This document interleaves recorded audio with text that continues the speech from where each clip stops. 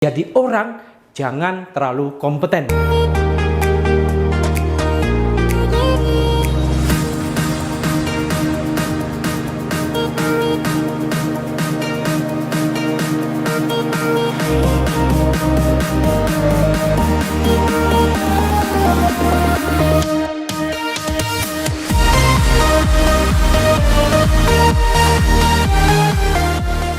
Oke, sahabat Dr. Broman, pada konten kali ini kita akan kembali untuk mengambil satu tema yang baru, yaitu jadi orang jangan terlalu kompeten.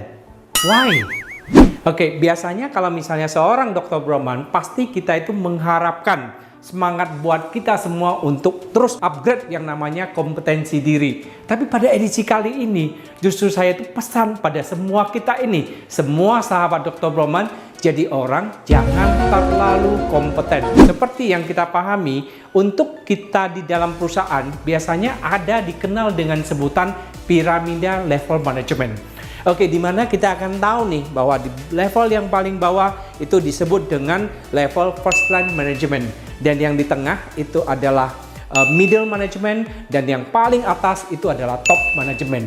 Kaitannya dengan tema yang akan diambil hari ini, cenderung orang-orang yang ada di dalam first line management itu adalah orang yang saya sebut mampu kelola kompetensi. Dan yang di level kedua itu adalah orang-orang yang harus mampu kelola manusia.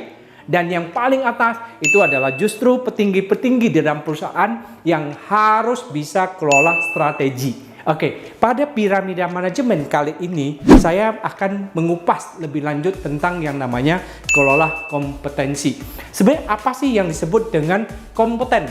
Mungkin teman-teman punya persepsi yang berbeda-beda. Tapi pada saat hari ini, sahabat Dr. Broman, kita itu akan mengartikan definisi dari kompeten itu adalah orang yang mampu menyelesaikan tugas tertentu dengan baik dan benar.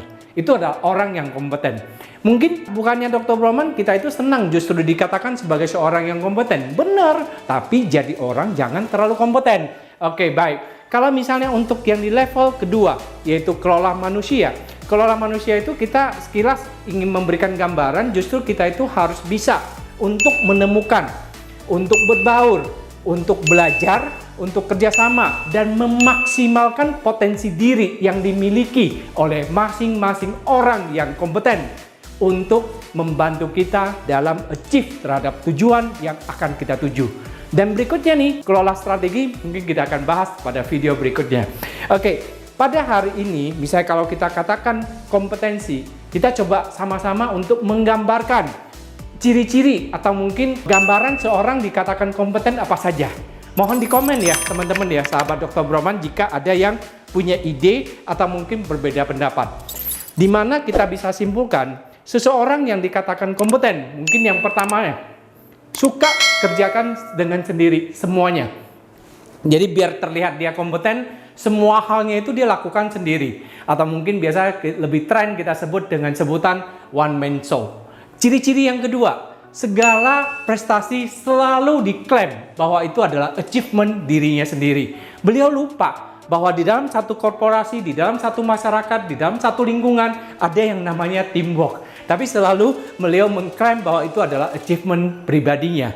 Yang ketiga, mungkin karena saking kompetennya, beliau itu semua hal dikerjakan sendiri, semua achievement pingin dicapai sendiri, melelahkan diri sendiri. Jadi orang kompeten itu biasanya merasa lelah. Oke, cuman karena beliau ingin show pada umum bahwa dia adalah seseorang yang kompeten dan sangat hebat, beliau itu tidak menunjukkan kelelahan diri itu di depan umum. Jadi beliau itu suka pamer terhadap apa yang beliau miliki, terutama prestasi ya. Tapi lama-kelamaan karena sifat kompeten diri yang terlalu dipaksakan, sehingga akan membuat bahwa beliau itu seolah-olah tidak tergantikan. Itu adalah salah satu ciri dari seseorang yang terlalu kompeten. Efeknya buat perusahaan bagaimana? Efeknya buat diri sendiri sudah kita cerita, yaitu melelahkan diri sendiri. Bahkan orang yang terlalu kompeten cepat matinya gitu loh, karena kurangnya istirahat untuk mengistirahatkan dirinya sendiri.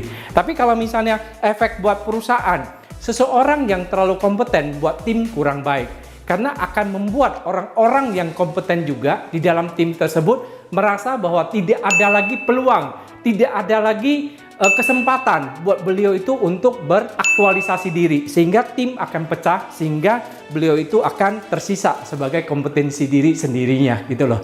Jadi baiknya teman-teman sahabat Dr. Broman, pada konten kali ini kita itu ingin mengingatkan, ingin menyampaikan kepada sahabat Dr. Broman bahwa jadi orang boleh kompeten, tapi jangan terlalu kompeten, karena ada hal-hal yang kurang baik kalau seseorang ataupun dalam tim terdapat orang-orang yang terlalu kompeten. Baik, mungkin itu saja. Mohon sahabat Dr. Broman untuk like dan komen ya, sehingga kita itu bisa memperoleh atau mengetahui inspirasi apa saja yang sekiranya dibutuhkan, biar kita itu bisa hadirkan dalam video konten kreasi berikutnya. Terima kasih.